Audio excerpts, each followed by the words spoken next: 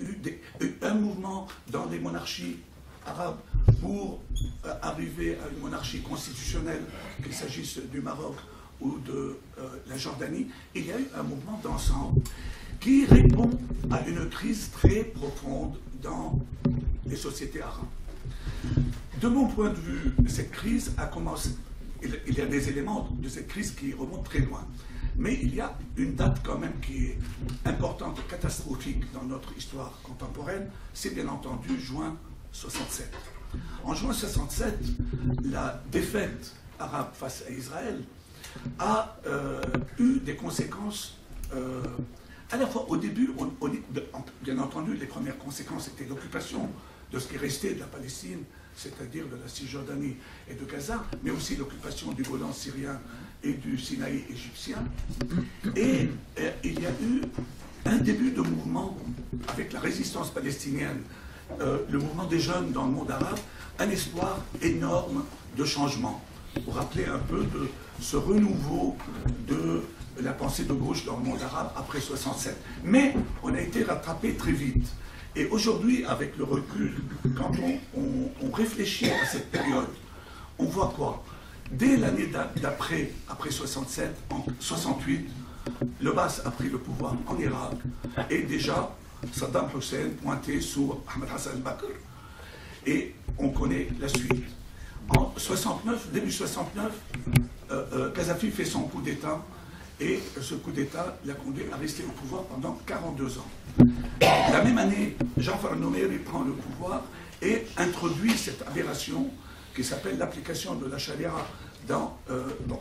c'est-à-dire cette combinaison entre un pouvoir militaire et un pouvoir religieux qui rappelle un peu ce que les Américains ont toujours voulu, par exemple, au Pakistan. Bon, etc.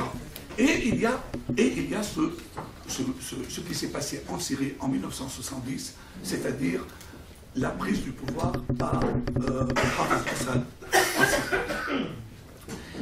Moi, personnellement, je mets cet événement-là dans la suite de ces mouvements, c'est-à-dire de l'arrivée au pouvoir, de pouvoirs prédateurs qui, déjà dès le début, préparaient le terrain pour devenir éternel, comme ils disent. Bon. Et en fait, ce sont tous, si vous vous rappelez bien, si vous regardez bien, des régimes qui sont restés 30, 40, nous sommes en Syrie, bon, c'est 42 ans depuis la prise du pouvoir de Ahmed Assad. Alors, et peut-être pour vous dire pourquoi, parce que quand on parle de la révolution aujourd'hui, quelles sont nos divergences? Ça vient d'où? Premièrement, est-ce que le peuple syrien a des raisons de se révolter? C'est la première question. Parce que quand on dit qu'il s'agit d'un complot, quand on dit qu'il s'agit d'un complot et que ça a été manipulé par l'Arabie Saoudite et par le Qatar, que c'est des salafistes infiltrés, etc. Bon, cela veut dire que dans la société syrienne, il n'y a pas de raison. Il n'y a pas de raison de se révolter, que la situation est très bonne, que nous sommes bien gouvernés et que c'est un régime qui est normalement destiné à être éternel. En effet, pourquoi le renverser s'il apporte tous ses biens au peuple syrien? Donc, posons d'abord nous la question, posons-nous la question, est-ce que les Syriens ont des raisons de se révolter? Premièrement. Deuxième question, une fois qu'on a posé ces questions, et voyons un peu l'histoire de ce qui s'est passé en Syrie depuis mars 2011, pas à pas. Essayons de voir qui porte la responsabilité de la situation actuelle. Et on peut très bien dire qu'il y a, sur beaucoup de choses, il y a des responsabilités partagées. Bon. Mais essayons de voir un peu les choses peu à peu et de manière rationnelle et pas. Alors, je rappelle, je ne vais pas m'éterniser sur ça, mais je vais rappeler un peu la genèse du pouvoir syrien. Quand Hafez Assad a fait son coup d'État en novembre 1970, il a été bien accueilli en général par tout le monde, je dois dire. D'abord parce que Syrie même, il y avait une certaine lassitude du gauchisme, de l'équipe qui était en place, qui avait pris le pouvoir en 66, et donc lui faisait partie de cette équipe qui avait pris le pouvoir en 66 et qui était parti dans des aventures assez... bon, il faut dire que c'était aussi l'ambiance de l'époque. C'était le Vietnam, c'était Cuba, c'était la révolution culturelle en Chine, etc. Bon, le monde entier bougeait, les mouvements étudiants dans le monde, etc. Donc c'était une équipe qui a été très motivée par des mots de gauche, des mots d'ordre de gauche et d'extrême gauche. Mais il y a eu la catastrophe de 67, c'est-à-dire que sa surenchère en 67 qui a entraîné un peu Nasser dans son jeu et qui a abouti à la catastrophe que nous connaissons. Donc la population en Syrie, je crois, a été plutôt satisfaite du mouvement. Et je me rappelle à l'entrée du souk de Hamidi à Damas, on a demandé à Dieu son aide, il nous a envoyé Hafez Assad. C'était une réaction de la part d'une partie de la bourgeoisie syrienne qui espérait que ça allait être le début d'une libéralisation économique, sinon politique. Et puis, pendant 2 ans, cette ambiance est restée grosso modo assez positive parce que le régime s'est rapproché du camp arabe modéré, entre guillemets, c'est-à-dire l'Égypte sadatienne et l'Arabie saoudite. Et au niveau international, l'Union soviétique, qui était l'allié du groupe au pouvoir, ne voulait pas perdre la Syrie, donc il s'est accroché aussi à Hafez Assad, et les Américains espéraient la gagner, étant donné que le groupe d'extrême gauche qui était là était éliminé. Donc, mais déjà, la marque du régime était déjà donnée. La marque du régime, c'est quoi? Quand ses compagnons, ses camarades de parti ont été jetés en prison sans procès, et où ils ont passé en prison 20, 30, 40 ans certains.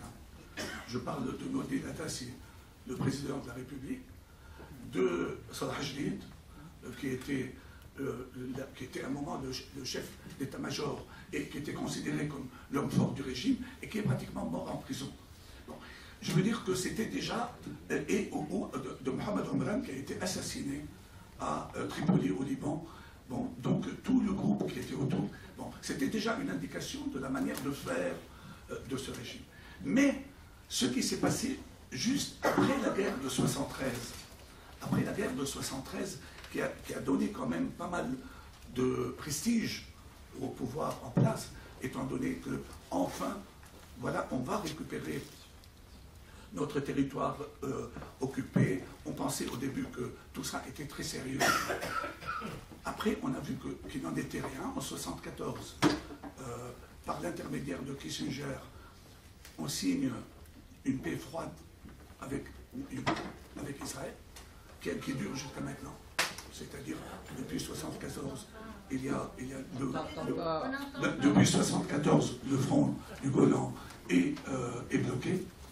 Ensuite, il y a surtout la mise en place du régime tel qu'on l'a connu, c'est-à-dire l'ensemble des milices qui, sous la direction des parents du président, on se rappelle bien, la Sarah el-Difar sous la direction de son frère Rifat, une autre organisation sous la direction d'un cousin, et ainsi de suite, et des services de renseignement tentaculaires dans le pays qui ont installé, qui ont fait de ce régime ce que nous avons vu après.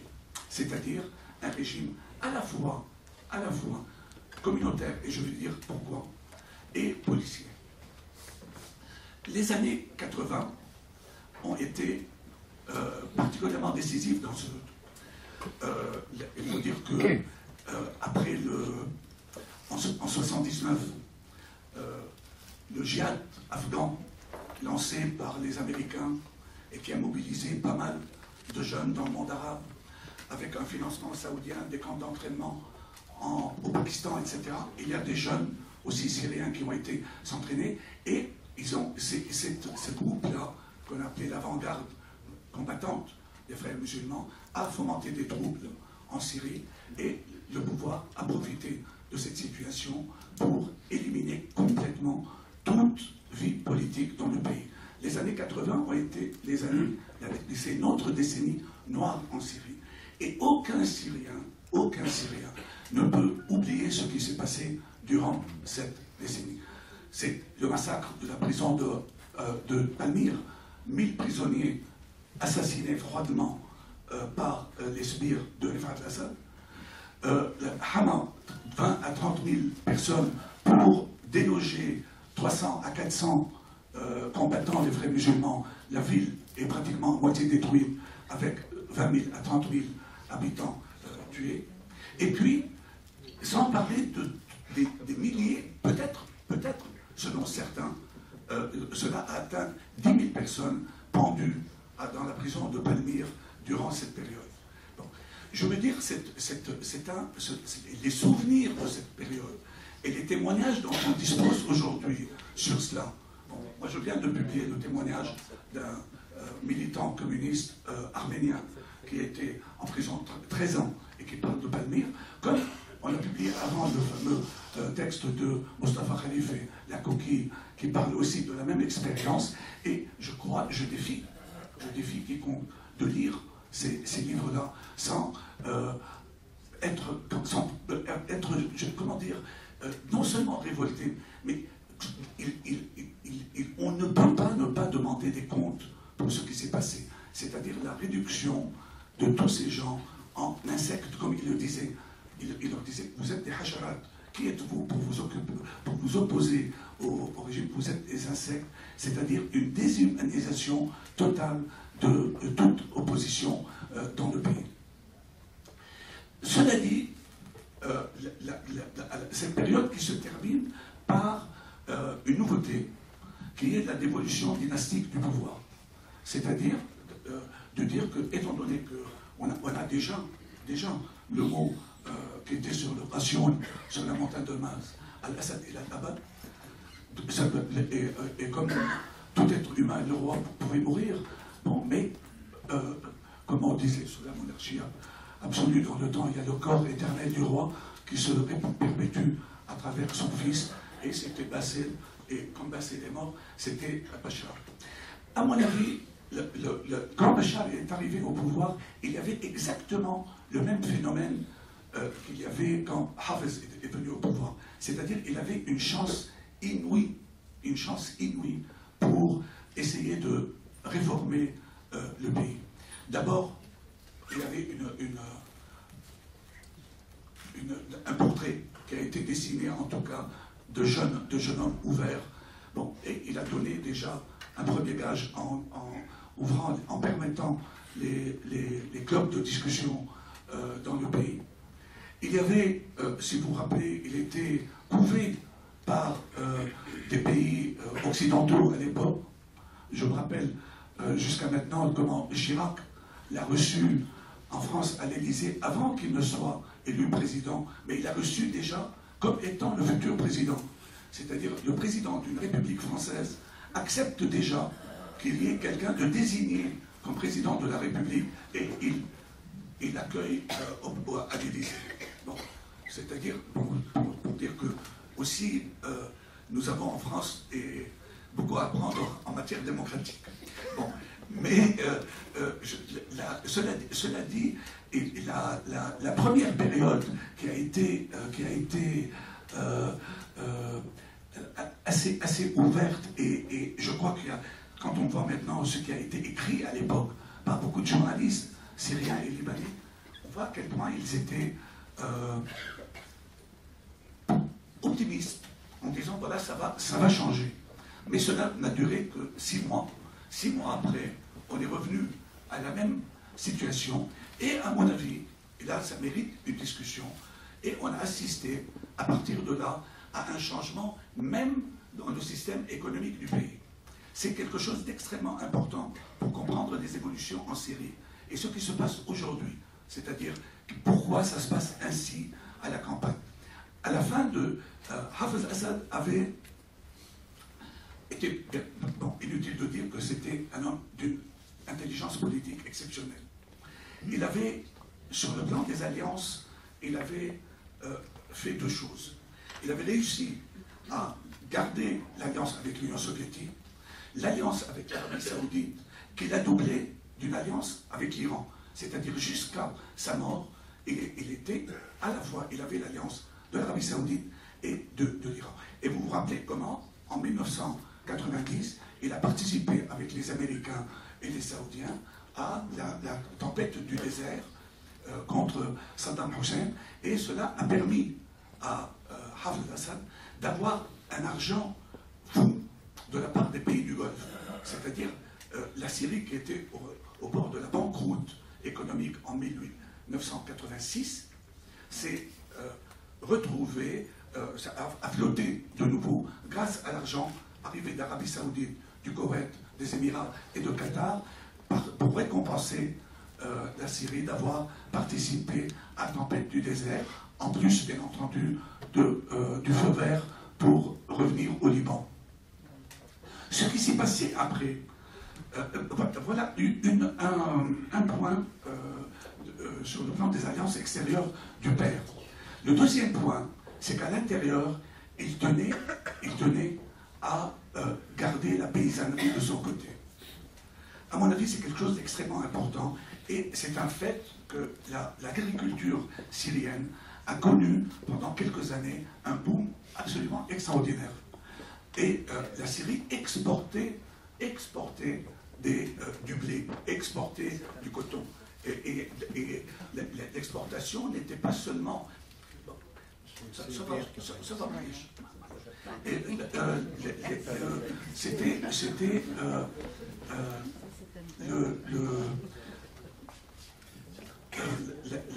une agriculture particulière. D'ailleurs, c'est durant cette période, par exemple, que la Syrie est devenue le 4e pays du monde en matière d'oliverie, par exemple, en matière de l'huile d'olive, tout ça. Bon. Ce qui s'est passé après, justement, à la fois par la suite de catastrophes naturelles, par la sécheresse dans la Gézira, mais aussi par une transformation des priorités économiques dans le pays vers le secteur des services et vers le milieu des affaires. Et j'insiste sur le mot milieu parce que c'est un vrai milieu, puisque c'est vraiment une mafia. Bon, qui s'est formée à la fois par une alliance entre l'ancienne bourgeoisie et la bourgeoisie nouvelle, et c'est elle qui a conduit la vie économique en Syrie depuis lors. On ne peut pas comprendre ce qui s'est passé en Syrie si on ne comprend pas comment on a marginalisé une bonne partie de la paysannerie syrienne pauvre, bon, qui est venue s'agglutiner dans les ceintures des grandes villes. Quand on nous parle aujourd'hui des localités comme Aboun, Barzil, Adam, Douma, etc. Mais tout ça, c'est Damas, quoi. Mais tout ça, c'est une population, ce n'est pas seulement dans cette population de la route, hein, des jardins autour de Damas, c'est une population qui est venue s'installer là et qui est essentiellement dans un habitat informel que les géographes et les démographes connaissent très bien ce phénomène de migration qui s'est passé en Syrie à l'époque.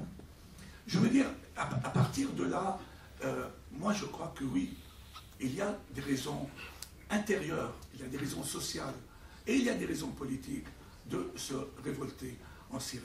Raisons sociales parce que l'appauvrissement de la population est réel, parce que le fossé s'est creusé entre les classes sociales, parce qu'une bourgeoisie affairiste a mis la main sur les destinées du pays, parce que peut-être 60% de l'économie du pays est aux mains de quelques-uns qui font partie de la famille et des alliés du président. Et sur le plan politique, parce qu'il est quand même grand temps, le monde étant ce qu'il est, de respirer un peu, d'avoir un peu de liberté publique, une liberté de la presse, d'être consulté sur son avenir, après 42 ans quand même de ce pouvoir. Bon. Maintenant, il y a c'est-à-dire ceux qui défendent le régime syrien, nous sortent trois types d'arguments. Le premier argument, il y en a un qui est sérieux, je le garde à la fin. Le premier, c'est que ce régime est progressiste. Donc, vraiment, avec tout ce que j'ai dit, je crois que c'est inutile d'insister sur ça et de revenir. Il n'a rien de progressiste. C'est un régime prédateur, de capitalisme sauvage, et qui allait de plus en plus dans la sauvagerie économique et qui s'intégrait dans ce mouvement de mondialisation sauvage que nous connaissons, que nous dénonçons.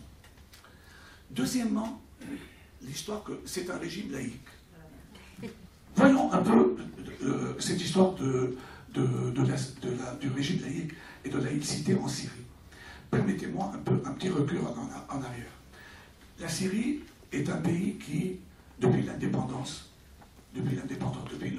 avant l'indépendance, durant le mandat français, les Français ont essayé de jouer sur le communautarisme, sur les communautés religieuses, et vous savez qu'ils ont constitué un État alaouite, un État druze, et qu'ils ont, eux, la France de la Troisième République, qui est une radicale socialiste qui nous fait du curé en France, était l'allié de l'Église dans les pays du Levant.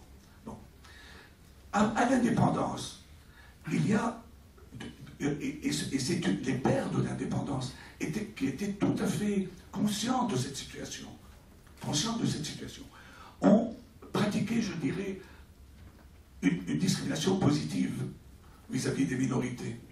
Bon, à l'époque, en 1946, les chrétiens en Syrie étaient peut-être 15% de la population.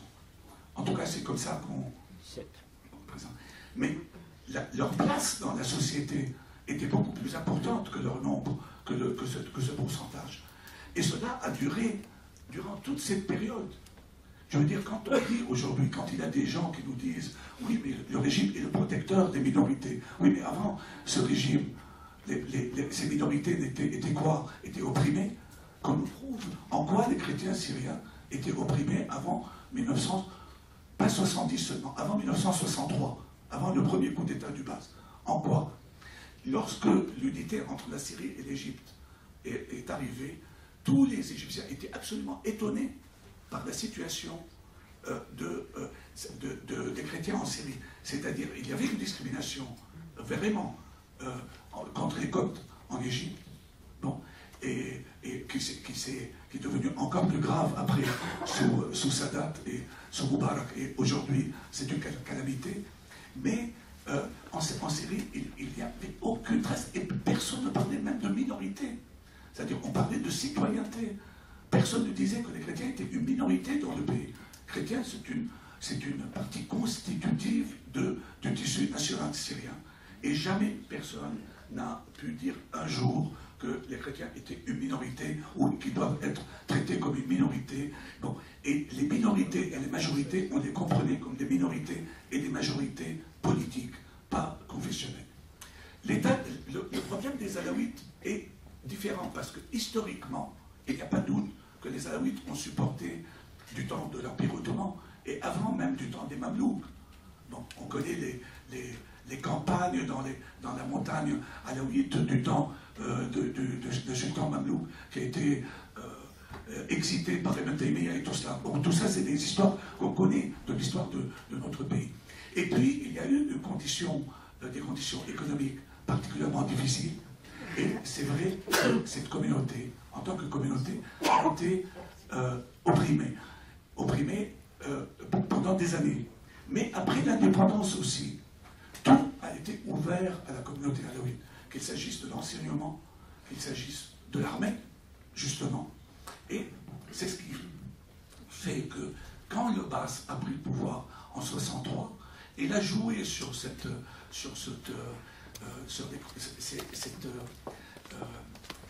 des griefs, sur d'anciens griefs de la communauté alaouite, pour essayer de constituer une asabiyya, un esprit de corps à la tête de l'armée qui défendent le régime. Bon. Aujourd'hui, je sais que personne d'entre nous n'aime parler de choses confessionnelles.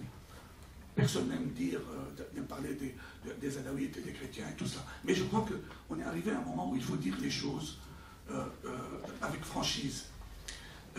Il n'est pas normal que 80% des sommets du commandement de l'armée soient alaouites.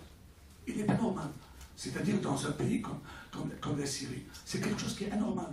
Bon, et si ça a été comme ça, c'était justement pour souder le pouvoir, pour créer un esprit de corps à la tête de trucs qui, on le voit, défend le régime jusqu'au bout, est capable de le suivre jusqu'au bout, et tout cela. Bon. Et ce n'est pas, encore une fois, ce n'est pas la communauté alaouite en tant que telle, mais une famille qui a peu à peu, qui s'est emparée du pouvoir après 1970, et qui est celui du président, de ses cousins maternels, etc., que tous les Syriens connaissent. Le troisième point, le troisième argument, qui est un argument, je dis, qui est plus important et qui mérite réflexion, c'est l'argument anti-impérialiste. Bon.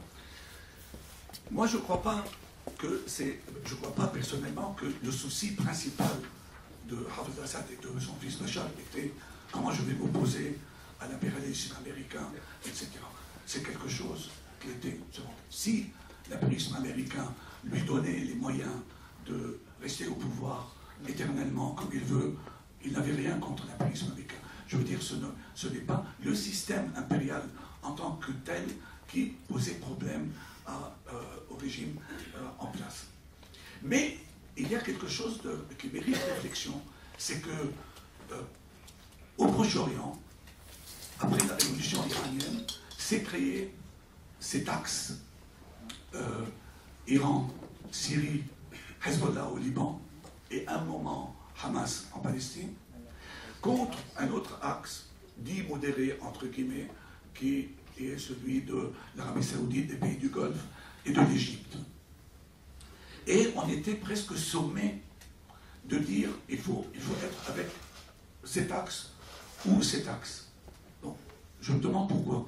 C'est-à-dire, qu'est-ce qui devrait nous inciter à être, en tant qu'Arabes, aujourd'hui, en tant qu'Arabes, progressistes, anti-impérialisme, etc., qu'est-ce qui devait être les amis de l'Iran? Sans doute. Sans doute. Et il est d'ailleurs moi personnellement, l'une des critiques principales que je fais à l'opposition syrienne, c'est d'avoir à un moment donné, au début, pris des positions violentes contre l'Iran et le Hezbollah. Après, ça se justifiait quand l'Iran et le Hezbollah ont pris les positions que vous connaissez contre la révolution en Syrie.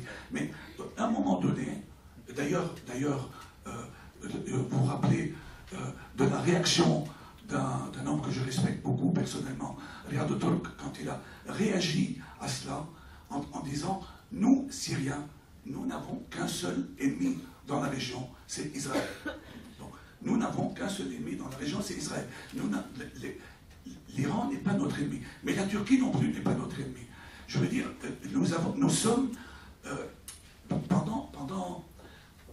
depuis les années 50, Israël a essayé de, comme on disait, d'encercler les Palestiniens par les Arabes et d'encercler les Arabes par les musulmans.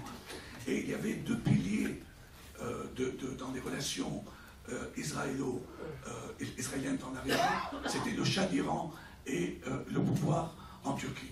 Et nous avons la chance, après des années, d'avoir un régime en Iran qui est anti-israélien et un régime en Turquie qui, quand même, a pris des positions extrêmement avancées. Et nous rappelons déjà tout ce qu'ils ont fait pour Gaza et toutes les réactions d'Erdogan. Alors, nous avons intérêt, je dis politique, mais même civilisationnel, si vous voulez, même d'avoir toujours ce triangle arabo-turco-iranien, parce que c'est quelque chose d'extrêmement important.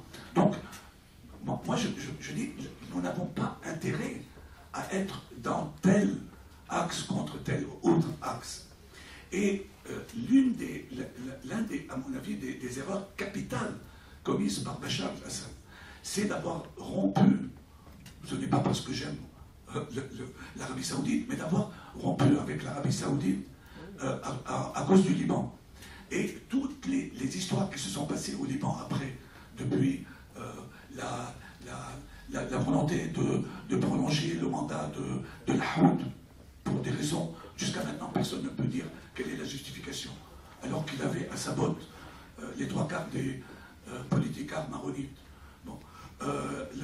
Ensuite, l'assassinat de Hariri. Ensuite, tout ce qui s'est passé, quoi, de toute cette histoire, qui était une histoire lamentable et inutile. Et là on est aujourd'hui, tous les Syriens, je pense, de quelque bord qu'ils soient, sentent que leur destin leur échappe. C'est-à-dire que notre conflit interne, notre révolution interne, notre volonté de changement interne est aujourd'hui hypothéquée par la situation régionale et par la situation internationale. C'est-à-dire maintenant, on pense que veulent les Iraniens, que veulent les Turcs, le Qatar est devenu un acteur important. C'est-à-dire que c'est quelque chose qui est absolument inimaginable il y a quelques années. Bon, que le Qatar intervienne dans les affaires syriennes. Bon. C'est-à-dire on a tous ce sentiment que la politique des axes, bon, est une politique qui va à l'encontre des intérêts capitaux du peuple syrien et des peuples arabes en général. C'est pour ça, je veux dire, ma réponse personnellement aux arguments présentés par les amis du pouvoir syrien, qui sont le progressisme, l'anti-impérialisme, et en considérant que l'anti-impérialisme, c'est être les alliés de l'Iran. Bon, alors que, et en plus, entre guillemets, comment on peut dire que c'est progressiste? Est-ce que Wilaya al-Faqih est quelque chose de progressiste? Est-ce qu'un régime théocratique est un régime progressiste? Bon. Et si on est progressiste, je comprends tout à fait qu'on soit contre l'Arabie Saoudite, mais je ne comprends pas qu'on soit pour le régime iranien. Je parle de la théocratie. Là, encore une fois, au niveau de l'attitude iranienne vis-à-vis d'Israël, etc., j'applaudis, bon, qu'il soit anti-israélien, qu'est-ce que vous voulez que je sois. Et donc, je veux dire, ces arguments ne tiennent pas. Il y a des raisons valables en Syrie pour se révolter. Maintenant, voyons voir ce qui s'est passé. Voyons voir ce qui s'est passé à partir du 15 mars. Et c'est la deuxième partie de mon exposé. Il y a, au début, bon, on sait que la théorie du pouvoir, c'est un complot impérialiste avec une intervention financière de l'Arabie Saoudite et du Qatar et l'infiltration d'éléments salafistes dans le pays, etc. Et ce que nous savons, c'est qu'il y a eu des manifestations populaires qui ont commencé dans un endroit précis, qui est le Horan, qui est l'une de ces régions rurales qui soutenait le pouvoir à fond dans le temps et qui s'est retourné contre lui en raison de sa politique, justement, qui a marginalisé les campagnes. Et la réponse du pouvoir a été une réponse extrêmement brutale. Et quand le président, on attendait de lui une réponse politique réfléchie, il y a eu le cirque qu'on a vu au Parlement syrien, la fameuse réunion de Majlis Shab à Damas avec des poèmes et des cris et des vivats, et sans rien céder à la population. À l'origine, franchement, je suis personnellement de très près les écrits des jeunes qui ont lancé le mouvement dans les différentes villes syriennes. Je me suis même... J'ai été sur Facebook exprès pour voir un peu ce qui se passe et les discussions qui se passent. Et puis, j'ai suivi la carte de la révolte. C'est-à-dire, où sont les gens où sont les gens qui sont révoltés? Pourquoi c'est dans la région d'Idlib? Pourquoi à Jabal Zawi? Pourquoi dans des endroits plutôt que d'autres? Bon. Alors, il y a une réponse immédiate qui a été donnée par un géographe français.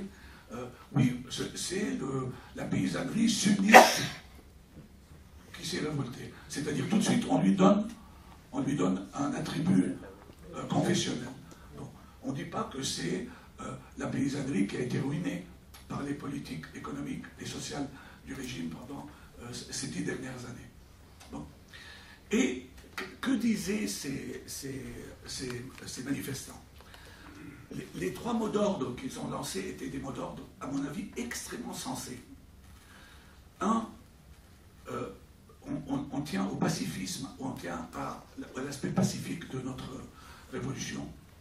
Nous sommes contre la militarisation. Ok? Deuxième point, nous sommes contre le communautarisme. Il faut faire attention à qu'il n'y ait pas dans nos rangs des gens qui dévient le mouvement vers un affrontement confessionnel. Et troisièmement, on ne veut pas d'intervention étrangère. Et moi, je sais qu'à l'époque, bon, autour de moi, personne ne disait on veut une intervention étrangère. Pourquoi? Parce qu'on a vu un peu aussi l'expérience de la Libye. Bon, on a vu l'expérience de la Libye. Bien sûr, maintenant, sans intervention étrangère, est-ce que Kadhafi n'aurait pas massacré Benghazi? Je n'en sais rien. Mais le fait qu'on a laissé l'OTAN intervenir comme elle a fait comme l'organisation de l'Atlantique Nord l'a fait, a conduit à des problèmes qui sont encore aujourd'hui les problèmes de la Libye. Bon. Mais, et puis, pourquoi aussi ces mots d'ordre étaient très sensés, à mon avis? Parce que militariser la révolte signifie forcément rétrécir sa base sociale. Bon. Là, aujourd'hui, on le voit. C'est-à-dire, aujourd'hui, il y a des gens qui hésitent un peu, il y a quelques mois, étaient des fervents de la révolution. Aujourd'hui, ils hésitent, oui, mais vous voyez maintenant, ça s'est transformé en une sorte de guerre civile, guerre confessionnelle, etc. Donc, il y a une partie de la population. Bon. Donc, le mot d'ordre de ne pas militariser était un mot d'ordre juste. Bon. Deuxièmement, l'idée de ne pas demander une aide étrangère, tout en disant qu'il fallait une aide étrangère humanitaire.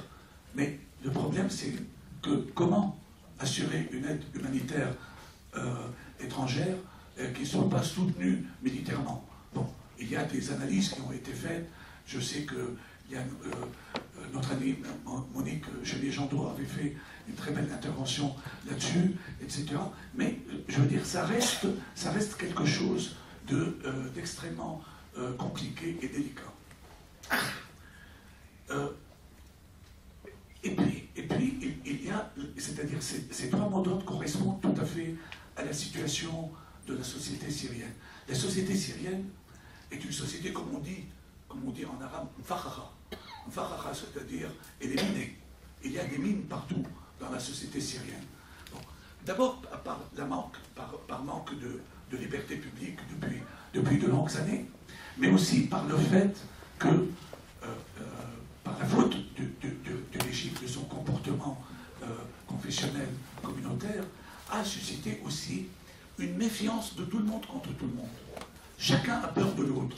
Aujourd'hui en Syrie, c'est vrai, les alaouites ont peur des sunnites. Mais les sunnites aussi ont peur des alaouites. Et les chrétiens ont peur de tout le monde. Bon, parce que cette société syrienne a été minée par ces années de dictature. Aujourd'hui, le tissu national syrien est déchiré.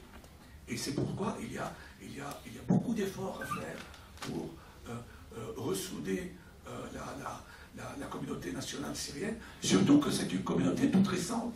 C'est-à-dire, la Syrie a le paradoxe syrien, c'est que nous sommes l'un des pays les plus vieux du monde en tant que terre, mais en tant qu'État, nous sommes très jeunes. Nous avons 70 ans, 90 ans. La Syrie, comme république, comme État, a été créée en 1920, grosso modo. Bon, Mais il y a cette tension entre un pays de très vieille civilisation et une construction nationale qui est très fragile. Et en plus, elle est fragile parce qu'idéologiquement aussi, on n'a jamais pensé en Syrie, pour des raisons idéologiques, je veux dire, à un État-nation syrien définitif, etc. On était toujours en guise, on était toujours prêts à nous unir avec d'autres pays. Nous sommes d'abord arabes avant d'être syriens. Donc, et donc, il y avait toujours cette disponibilité à l'unir avec les pays alentours. Le président de la République syrienne en 1946 a dit qu'en hissant le drapeau national, j'espère qu'au-dessus de ce drapeau, il y aura le drapeau de l'unité arabe. C'est-à-dire tout de suite, on est dans... on veut aller plus loin, on ne peut pas construire un État-nation digne de ce nom, comme tous les États-nations, avec une citoyenneté démocratique qui lie toutes les composantes du pays. Donc, dans ce pays qui est très... C'est pour ça, bon, pardonnez-moi de me citer, il y a un an, j'ai créé un article dans Politis dans lequel j'ai dit la Syrie, la révolution orpheline. La révolution orpheline est justement pour dire un peu tous ces problèmes. C'est-à-dire que c'est une révolution courageuse, que c'est une révolution qui a lieu d'être, etc.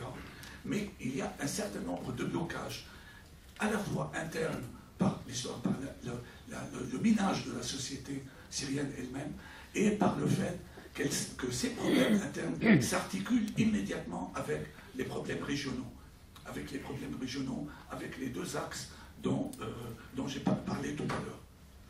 Maintenant, je peux donner ma version, qui peut être contestée, mais je peux donner ma version de ce qui s'est passé, c'est-à-dire comment cette révolution s'est militarisée peu à peu.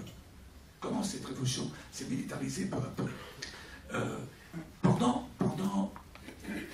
Jusqu'au mois de juillet 2011, la révolution était essentiellement, il y a eu quelques désertions de soldats, il y a eu quelques meurtres, mais la révolution était essentiellement pacifique. En juillet, il y a eu deux immenses manifestations, l'une à Hama et l'autre à Deir ez-Zor. On a dit à l'époque qu'à Hama, il y a eu presque 500 000 personnes dans la rue. Et à Deir ez-Zor, 250 000 personnes dans la rue.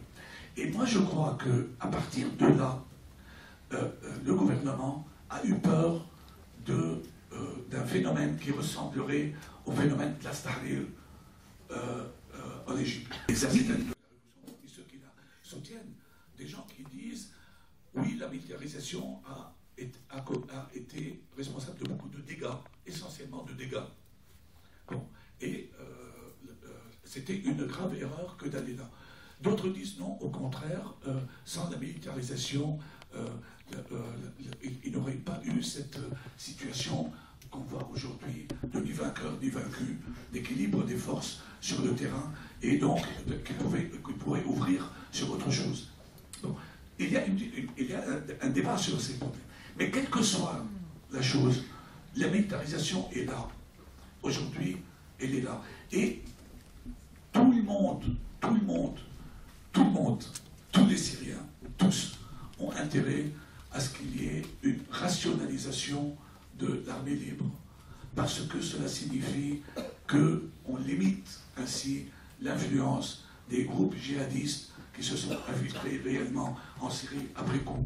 Bon, quand on parle de Jabhat al-Nusra, il y a eu un texte, un document publié il y a 2 jours, qui dit qu'il y a 5000 combattants djihadistes en Syrie, mais limiter leur action, limiter leur influence sur la population, c'est que les autres sur place puissent avoir une influence beaucoup plus grande, puissent s'unifier, avoir une ligne claire pour l'imposer à l'ensemble des groupes armés dans le pays, qu'il s'agisse de déserteurs ou des gens qui ont rallié les déserteurs et les brigades dites de l'armée libre. Maintenant, il y a une dernière chose qui est, on va tenir, il y a une dernière chose qui se pose, que penser des manœuvres actuelles de la mission de Ibrahimi, etc., de l'Akhdar Ibrahimi, et déjà de toutes ces missions. Moi, à mon avis,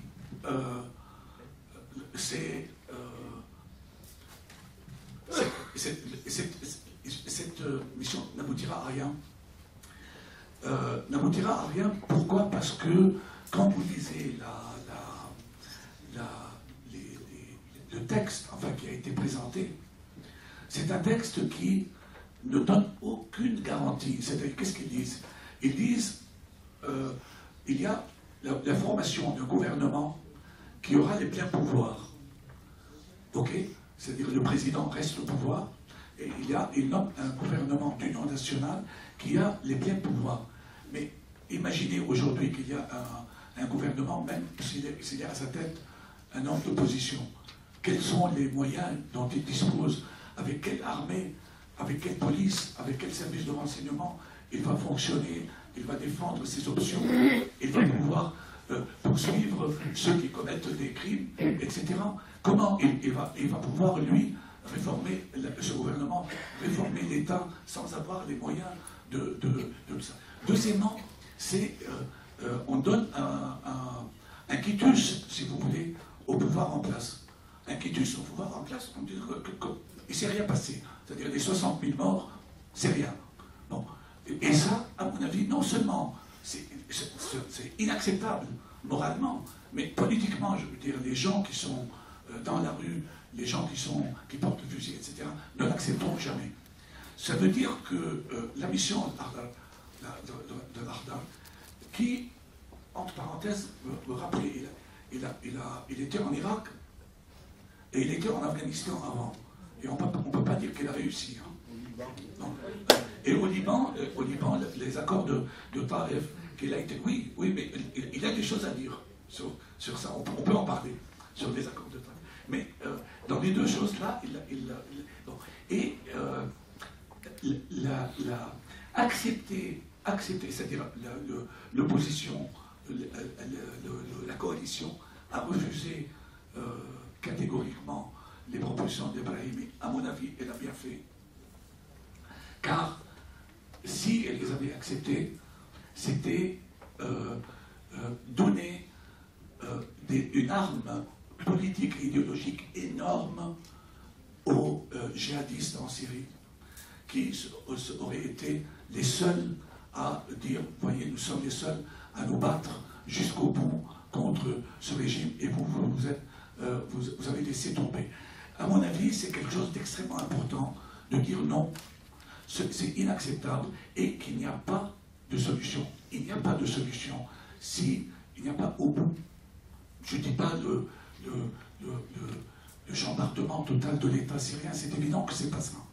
Mais il faut que les gens qui symbolisent ce pouvoir se retirent le plus vite possible, c'est le mieux. Et c'est la seule façon d'arriver à une solution qui préserve l'unité nationale de la Syrie. Et ça va être difficile, et qui puisse reconstruire l'infrastructure du pays qui, dit-on, est déjà détruite à 20%. Je vous remercie de votre attention.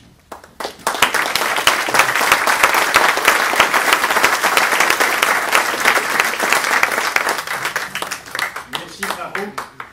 Il avait dit 60 minutes, il a mis 58 minutes.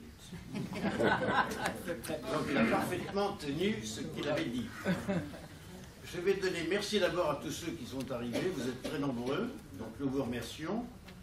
On a voulu mettre le drapeau syrien, c'est pas qu'a priori j'étais opposé, mais c'est une réunion organisée par le comité de vigilance pour le Proche-Orient, c'est pas organisée par la Syrie, les amis de la Syrie. Tous ici nous sommes amis de la Syrie, sans doute avec des variantes.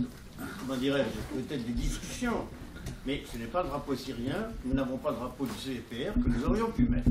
Donc il n'y a pas du tout d'hostilité à l'égard du camarade qui a voulu mettre le drapeau syrien. Je crois que les choses sont claires. Bien, alors maintenant, je vous donne la parole. Je vous demanderai, nous sommes très nombreux, donc il y a certainement beaucoup de questions. Est-ce qu'il est possible de regrouper c'est bien. Bon, bien sûr, des interventions, tout à fait.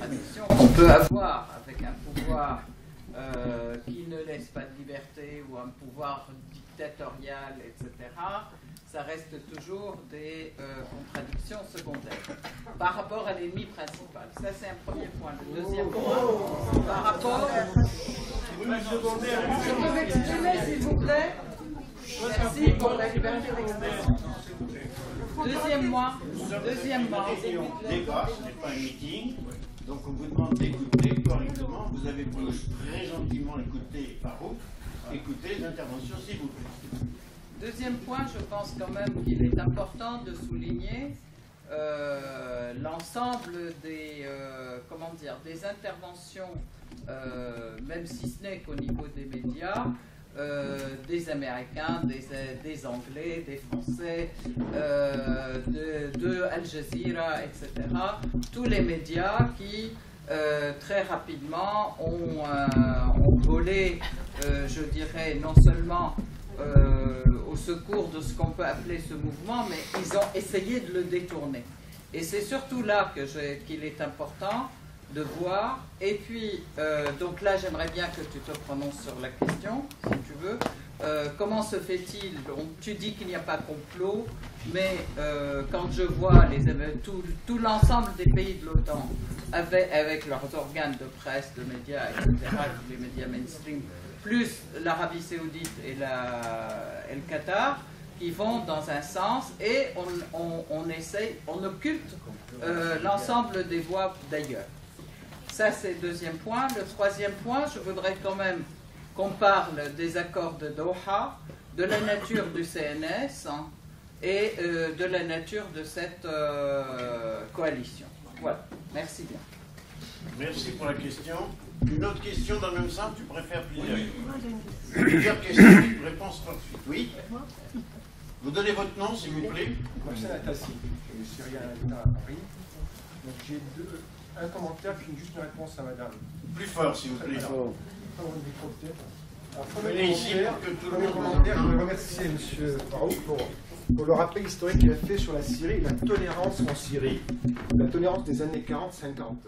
Je rappelle pour ceux qui l'ignorent qu'en 44 et 45, la Syrie a mis à la tête un Premier ministre chrétien, Farid Sadkour, qui a été rappelé une deuxième fois en 45 et 55. Ce pays-là, elle a reconduit au niveau du Wazat al-Awqaf. Pour ceux qui ne savent pas ce que c'est un département du ministère de l'Intérieur qui s'occupe des affaires religieuses musulmanes. Autrement dit, c'est un chrétien qui a été mis à la tête du pays pour ceux dans son poste. Donc c'est prouvé à quel point c'est un pays qui était tolérant dans les années 40, 50, 60. Première chose. Deuxième chose, là où j'ai un petit désaccord avec Farouk, c'est que sur l'oppression de la communauté alamite. Là, j'aimerais bien qu'on m'explique. Cette communauté a dû habiter dans les zones rurales, autrement dit, dans les zones rurales de Latakia, par Envie, dans la zone rurale de Tartous, par Envie, a dû retourner vers l'agriculture, donc une communauté entre guillemets pauvre, comme tous les agriculteurs en Syrie et ailleurs dans le monde. Est-ce que l'accès aux universités leur a été fermé? Non. Est-ce que l'accès aux postes clés de l'État leur a été fermé? Jamais. Juste pour finir avec madame, ce que vous avez dit, ça me surprend beaucoup, madame, ce que vous dites, parce que vous dites qu'on appelle ça un mouvement. Vous savez, la Syrie, c'est quoi? Parce que quand vous êtes dans la rue, quand on passait sous le portrait d'Assad, les gens avaient tellement peur qu'ils regardaient leurs chaussures. Ils regardaient les pieds tellement ils avaient peur, les gens. Vous comprenez? C'est ça la Syrie. Si ceux qui n'ont pas vécu en Syrie, ils n'ont pas vu ça. Et ça, ce n'est pas un mouvement, c'est une révolte d'un peuple qui a souffert. Et ce même peuple, je veux dire une chose, moi j'étais en Syrie en août 2011. Vous voyez ce que j'ai vu?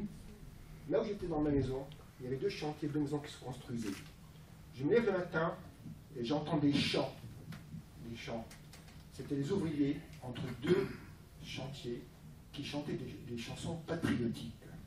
Ce peuple même, qui est dans un café, chuchoté tellement avait peur, qui regardait le portrait avec les choses en bas, et bien ce même peuple, il s'est révolté contre lui. Donc n'appelons pas ça un mouvement quelconque, n'appelons pas ça un complot, cessons de dire un complot. Non. Madame, vous êtes un peu porte-parole de M. Bachar Assad.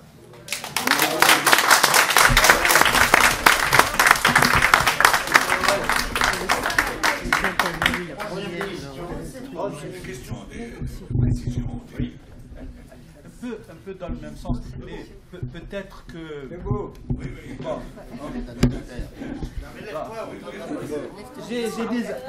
Non, ils m'entendront, ne vous inquiétez pas, j'ai de la voix. Oui, j'ai de la voix, on se connaît bien avec Farouk, il sait que j'ai de la voix. Non, moi, ce que je voudrais dire, c'est que d'abord, si on doit s'exprimer, il faudrait que ce soit sans risque d'anathème. Madame vient d'exposer un point de vue, quel que soit le désaccord, on ne peut pas dire vous êtes la porte-parole de Bachar Assad ou quoi que ce soit. Il faut qu'on soit tolérants les uns vis-à-vis des autres, quel que soit le désaccord. Moi, je voudrais simplement, et on se connaît bien avec Farouk, je suis algérien, et je voudrais lui rappeler tout simplement que, quel que soit le pays arabe, et il l'a dit bien avant moi et bien avant tout le monde, il y a des raisons de se révolter. Hein? C'est peut-être un peu plus fort en Syrie, quoique, mais partout, hein? Probablement que qu'en Syrie, il y a plus de raisons de se révolter. Le problème n'est pas là. Le bilan qu'il a fait, c'est d'une clarté et d'une limpidité absolument remarquable. Il a réservé trop peu de temps aux perspectives. Hein? Et c'est sur ça que je voudrais. Alors, je vais résumer en quelques questions. Est-ce que ce n'est pas inquiétant? C'est une question que je me pose et je l'ai déjà dit, c'est une angoisse pour nous tous. Est-ce que ce n'est pas inquiétant de voir que les États-Unis, la France, l'Angleterre, etc., enfourchent ce cheval-là et un petit peu qu'il risque de récolter un peu, de tirer les marrons du feu? Hein? Est-ce qu'on peut échapper à la question de... Et le souvenir de ce qui s'est passé en Irak est encore vivace. Hein? Et ce fameux projet de Grand Moyen-Orient, de casser les États-nations et d'en faire un petit peu des confessions et des communautés. Est-ce que ça... C'est un peu mon angoisse, plus qu'une question. La deuxième question, est-ce qu'on peut être sûr que l'armée syrienne libre peut avoir le dessus sur qu'est-ce qui peut garantir précisément qu'elle peut avoir le dessus sur les groupes djihadistes et que ça ne soit pas le démantèlement de l'État syrien? D'accord. Merci. Nous allons... Alors, Moi, non Roselyne demande depuis 10 minutes. Sur les perspectives actuelles. Comment on peut prévoir? On est dans une impasse actuellement. Il n'y a ni l'aide des pays arabes qui va seulement, l'Arabie Saoudite qui donne à quelques bataillons islamistes. Le monde entier regarde. Je ne vois pas qu'ils tirent les marrons du feu. Pour le moment, ils ne font rien. Où est le complot si personne ne bouge dans le monde? Actuellement, c'est la paralysie totale. Jusqu'à quand ça peut durer? Et comment on peut changer la situation? Merci. Bon. Maintenant, on reprendra après.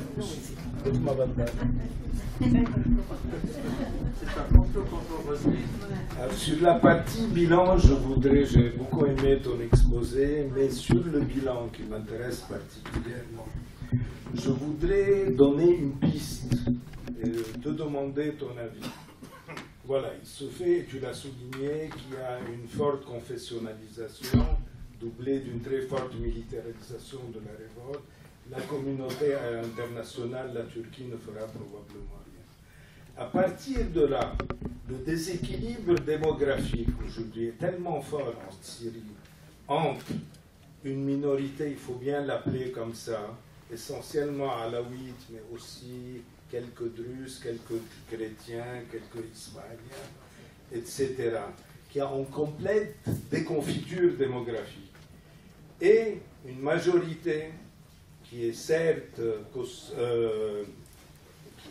composite, mais qui croît très vite, et dont le vivier croît 3 à 4 fois plus vite que la minorité. Aujourd'hui, le recrutement dans l'armée syrienne est, paraît-il, et ça je voudrais ta confirmation, orienté vers les minorités. On pousse à recruter des Alaouites, des, comment ils s'appellent, la sous-secte des Alaouites, les Mourchidis, des chrétiens, des druzes, etc., à dissuader les sunnites à 18 ans d'entrer sous les drapeaux. Ce qui fait qu'en cas d'éternisation du conflit, et l'hypothèse n'est pas absurde quand on voit que la guerre du Liban a duré 15 ans, peut-être que la guerre de Syrie durera autant, mais c'est une hypothèse vraisemblable. Et dans ce cas-là, à mon avis, le facteur humain peut être décisif dans l'orientation du conflit. D'accord. Bon. Je vais commencer par la fin, parce que vient de dire Youssef, et puis je viendrai sur la question d'Israël essentiellement. Ce qu'il a expliqué, bon, Youssef est un grand démographe, grand spécialiste de la démographie du Proche-Orient en général, de la Syrie en particulier, mais au-delà. Il a écrit les meilleurs articles sur la démographie palestinienne et la démographie israélienne. Je fais ta réclame. Et le problème, en effet, et moi je crois que c'est quelque chose que j'ai compris en lisant d'ailleurs l'un des articles de Youssef Korbaj, c'est que il y a des raisons chez les, entre guillemets, minorités confessionnelles d'être inquiètes parce qu'elles ont connu une décroissance démographique énorme. Bon. Et au même moment, la majorité, encore entre guillemets, la majorité communautaire, c'est-à-dire arabe sunnite, mais aussi kurde, bon, a augmenté d'une manière énorme durant cette même période, durant ces 30-40 dernières années. Si bien que les chrétiens, par exemple, les Syriens qui étaient 10% de la population, peut-être en 1960, bon, sont aujourd'hui à moins de 5%. Bon. Et quand on y pense, c'est une catastrophe, c'est quelque chose d'extrêmement triste. C'est-à-dire ce pays est aussi un pays chrétien. Et on ne peut pas l'imaginer sans chrétiens. Alors ce qui s'est passé en Palestine, par exemple, la disparition presque de la chrétienté palestinienne, la disparition de la chrétienté irakienne est triste. Alors pourquoi c'est comme ça? C'est par baisse de la natalité, mais aussi par le mouvement d'émigration. Et cela s'est passé durant ces périodes qu'on considère comme des périodes, que les chrétiens considèrent comme des périodes, aujourd'hui, quand ils parlent, ils disent comme un âge d'or, le basse, laïque, etc. C'est durant cette période que leur nombre a baissé de moitié à peu près. Bon. En même temps, l'urbanisation de la communauté alaouite, assez importante, c'est-à-dire l'installation dans les villes, a aussi fait changer la natalité alaouite, qui était très importante tant qu'elle était paysanne, et maintenant, dans les villes, elle va vers le standard, c'est-à-dire, on n'est pas à deux enfants par famille, mais à 3, quoi. Je veux dire, alors que dans les zones rurales sunnites, bon, y compris dans les zones kurdes, on est à 7 ou 8 enfants par famille. Cela s'est passé au même moment, ce qui fait que ça fait un déséquilibre total de l'équilibre confessionnel ancien dans le pays. Bon, ça c'est juste pour souligner un peu ce qu'a dit. Maintenant, je vais revenir à la question d'Israël.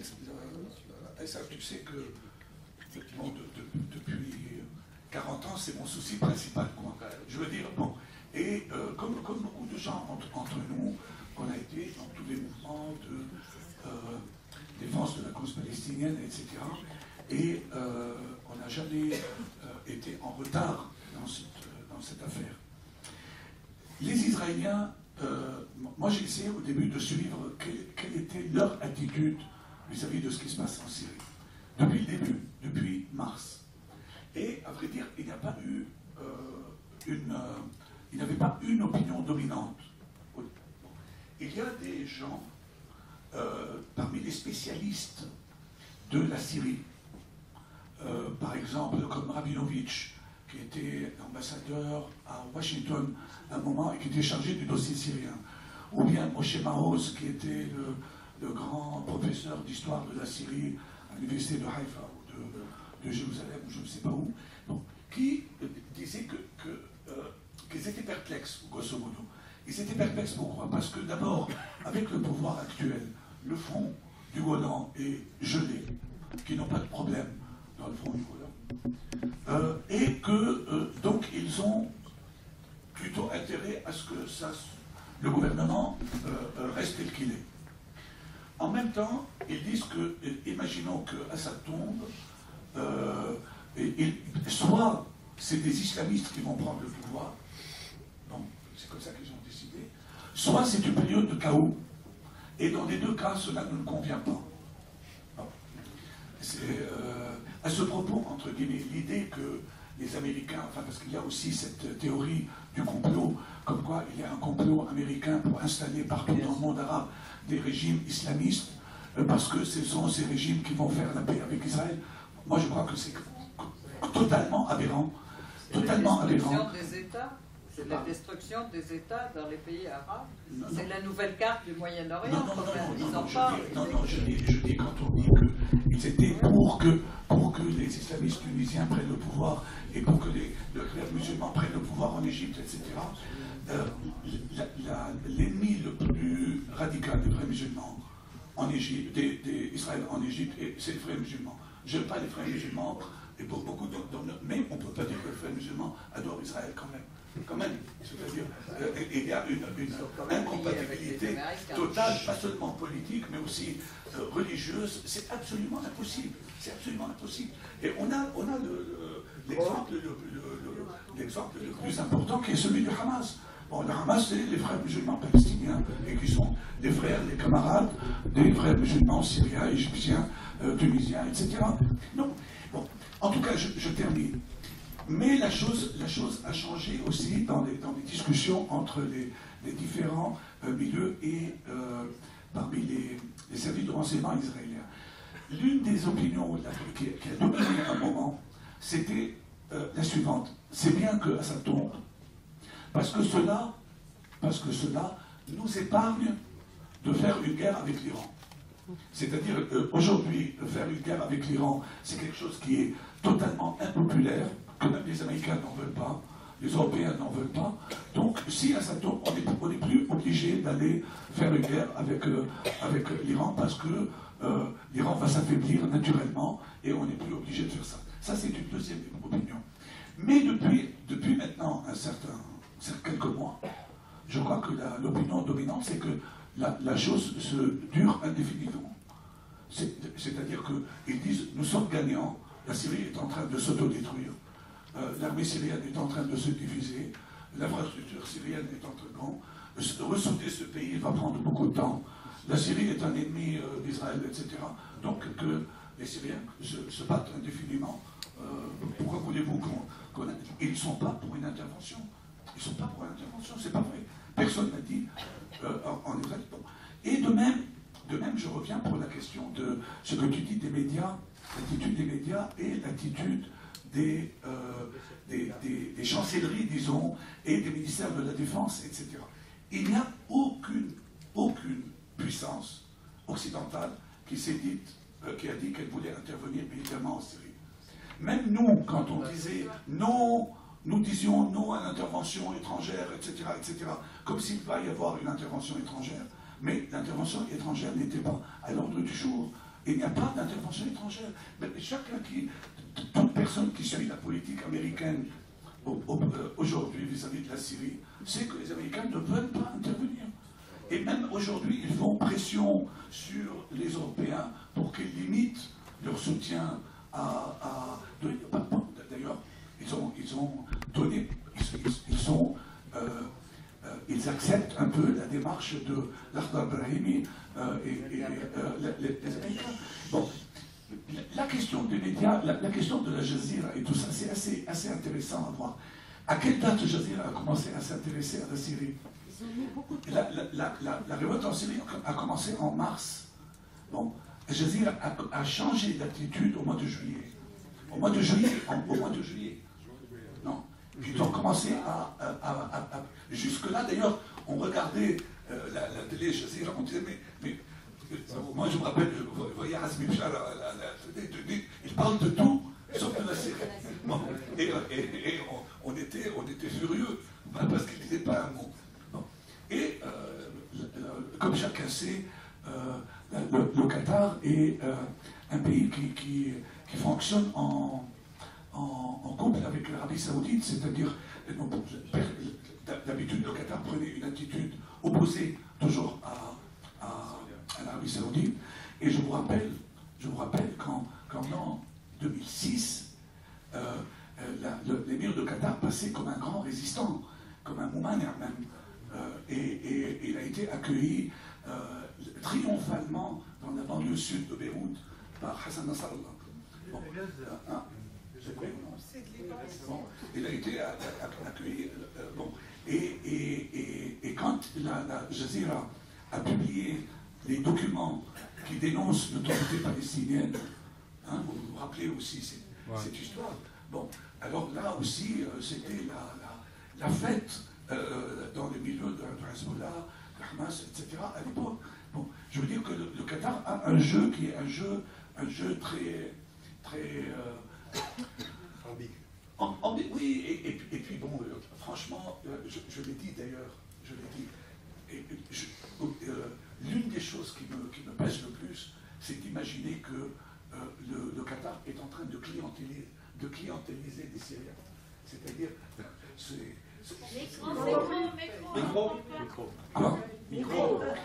mais que le Qatar est en train de clientéliser des Syriens, ou l'Arabie Saoudite, ou la Turquie, ou je ne sais pas qui.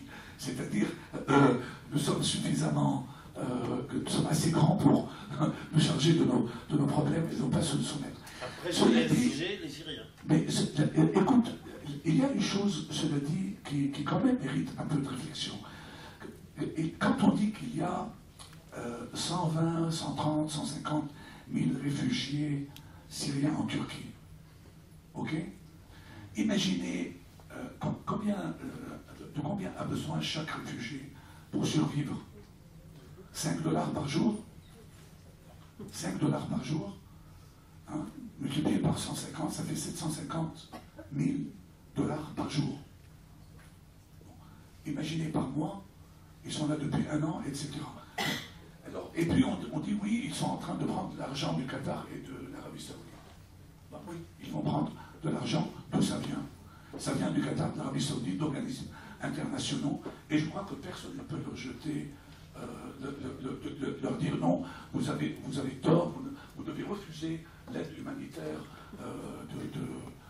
de ces pays-là. C'est impossible. Comment tu veux qu'ils vivent? Bon, je le sais bien parce que j'ai des proches qui ont travaillé avec les réfugiés syriens au Liban. Syriens et palestiniens, de nouveaux réfugiés au Liban, et qui parlent des conditions atroces. Et là, aujourd'hui, avec les diluviennes, le froid et tout ça. Bon, mais qui va aider ces gens-là? Alors, bien sûr, les pays qui ont de l'argent viennent et essayent et donnent de l'argent pour gagner politiquement, bien entendu. C'est évident.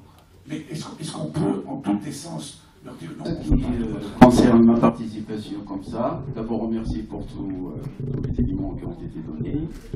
Et je voudrais, en ce qui me concerne, je remarque que il y a des questions.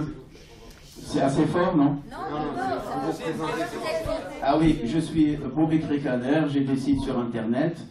Et géographiquement, je suis originaire d'Algérie et historiquement d'origine humaniste. Alors, le questionnement qui me semble un peu renforcer ce qui a été dit, c'est que d'abord il y avait polémique sur le côté complot, pas complot.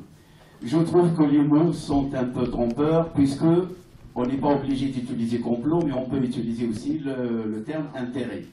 Donc les États ont des intérêts, et ils emploient les moyens pour y arriver, etc. Le deuxième concept, c'est un peu communauté internationale. On sait très bien que c'est limité à quelques grandes puissances qui ont les armes nucléaires, etc. Donc, communauté internationale, c'est assez limité. Après, est-ce que le concept État-nation pour la Syrie qui a été utilisé est valable en termes de, c'est-à-dire long terme, historiquement? On sait très bien qu'il y a un puzzle culturel qui s'appelle le monde arabo-islamique, etc.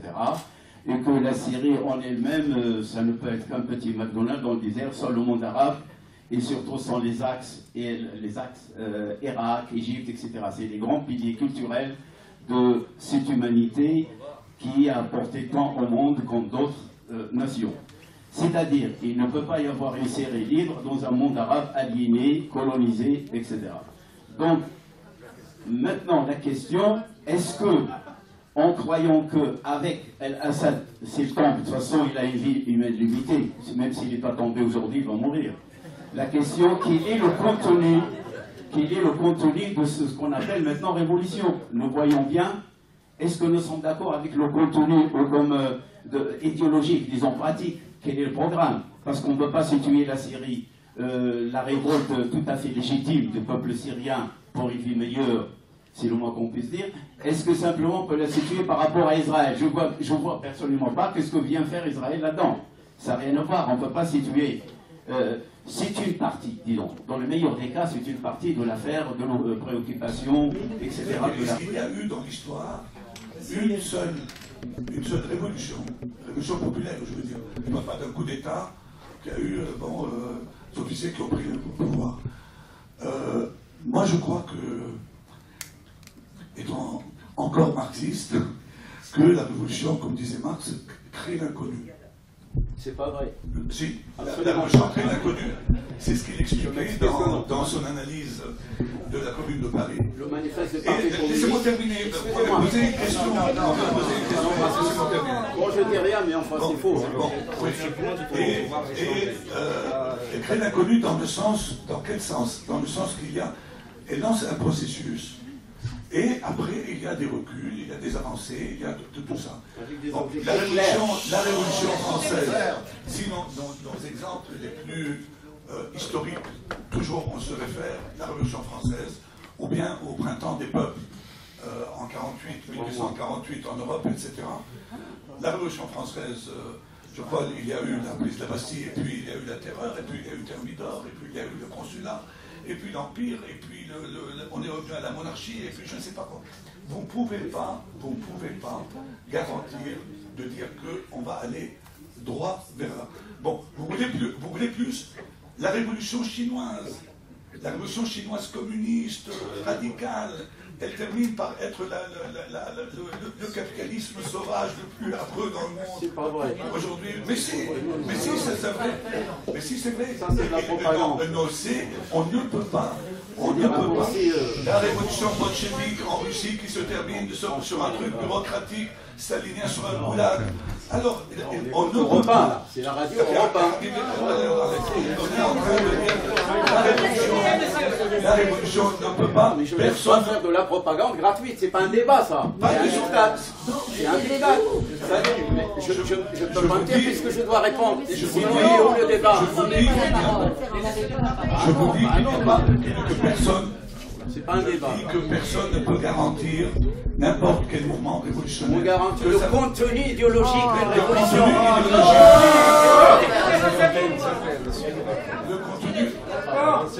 Le contenu. Il n'y a pas de propagande de RTL. Hein. Oui, le programme, il y a un programme. Et le programme de la cohabitation, comme le programme d'ailleurs du CNL était clair. Nous voulons une période de transition qui débouche sur des élections libres et nous voulons construire un régime parlementaire en Syrie. Voilà, c'est-à-dire dans ces grandes lignes, ce programme est clair, avec liberté de former des partis politiques, liberté syndicale, liberté de la presse, etc. Défense des libertés publiques et individuelles dans un État démocratique, une démocratie parlementaire. Cela a été dit et redit 10 fois. Bon, maintenant qu'il y ait dans le mouvement révolutionnaire, qu'il y ait des forces qui parlent d'État islamique, etc., c'est une vérité. C'est-à-dire, je ne veux pas mentir, dire que ça n'existe pas, mais la force principale de ce mouvement a défini son programme. Nous voulons un État de droit, un État avec un système parlementaire, etc. C'est tout à fait clair. Ça a été dit par les Tansikhriat, par les comités de coordination, dès leur premier programme, et puis ça a été repris par tous les mouvements de révolte dans le pays, sauf évidemment par les djihadistes quand ils ont commencé à parler d'un État islamique. Voilà. Il y a un contenu clair et très précis. Mais ce que je suis en train de dire, c'est que est-ce que quelqu'un peut jurer que ça va aboutir au demain? C'est ce que je dis. Je dis honnêtement, personne ne peut dire qu'on va gagner d'ici un an et que ce programme va être appliqué à la lettre.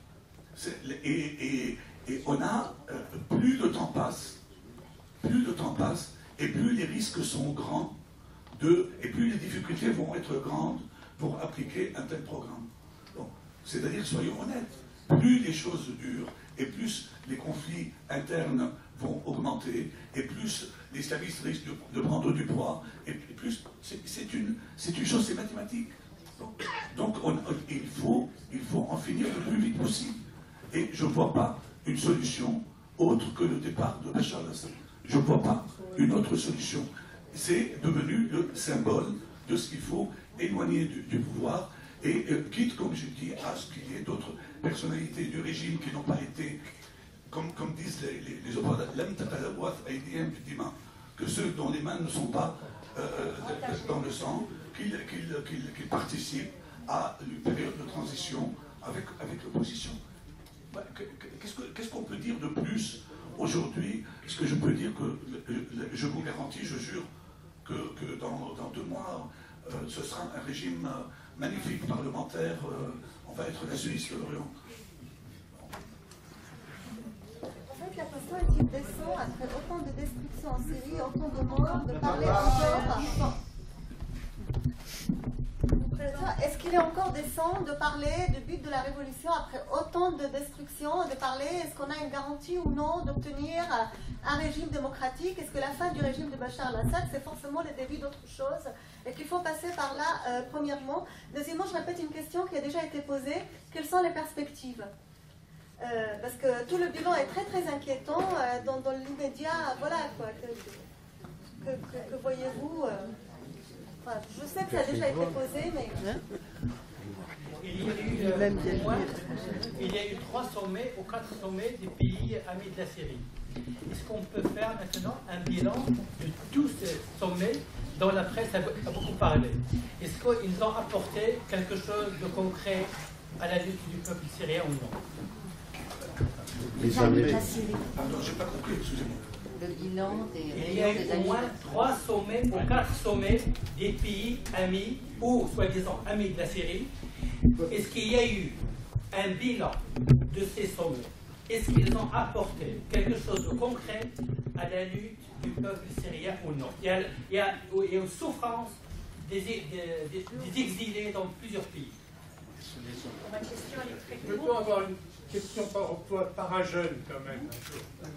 La question est très courte, c'est de savoir quelle est votre analyse de la proposition du CND d'un plan de paix sous l'égide de l'Iran, sachant que l'Iran participe activement à la répression en Syrie. La coordination nationale démocratique, coalition nationale, donc l'organisation de coordination dirigée par Haïssam Manna. Une question aussi rapide sur le rôle de l'allié russe.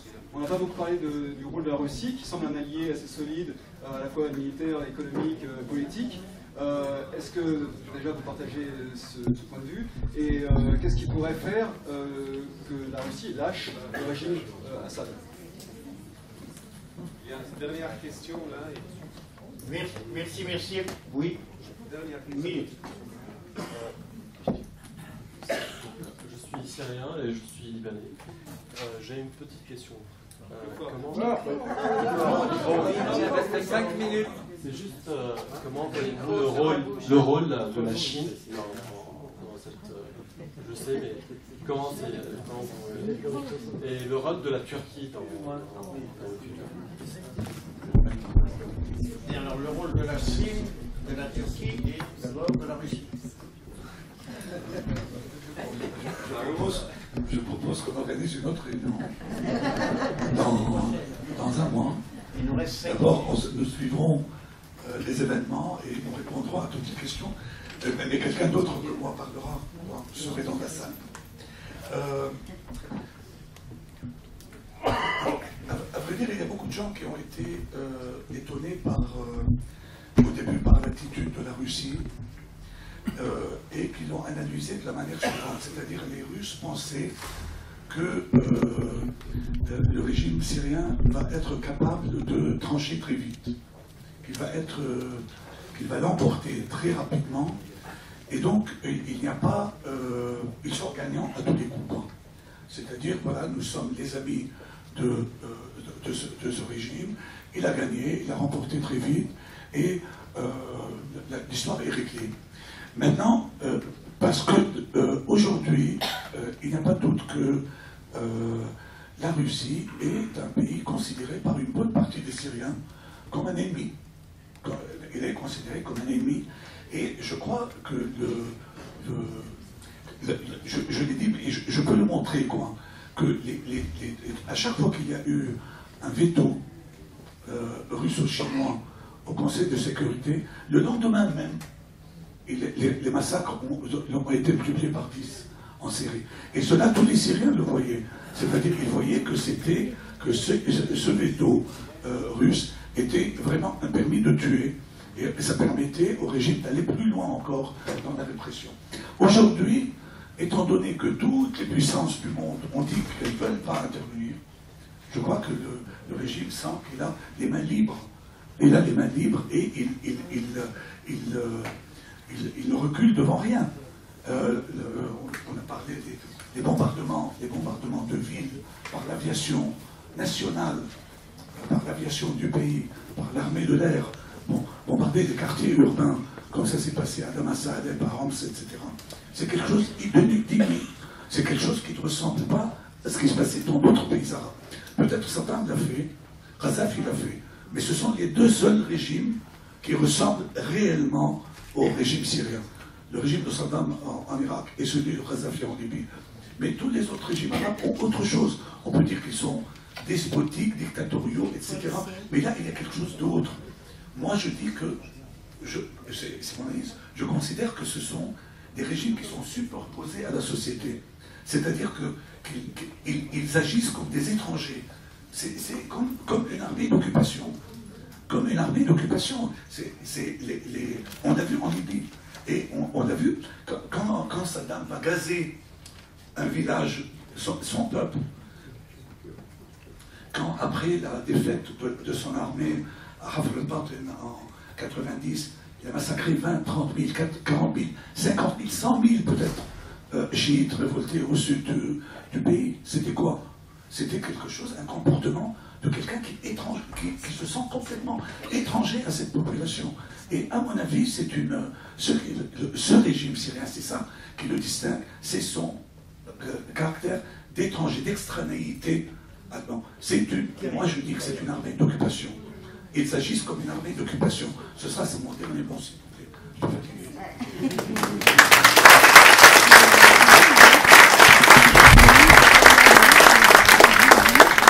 Il me reste une minute pour vous remercier. D'autre part, vous êtes venus très nombreux et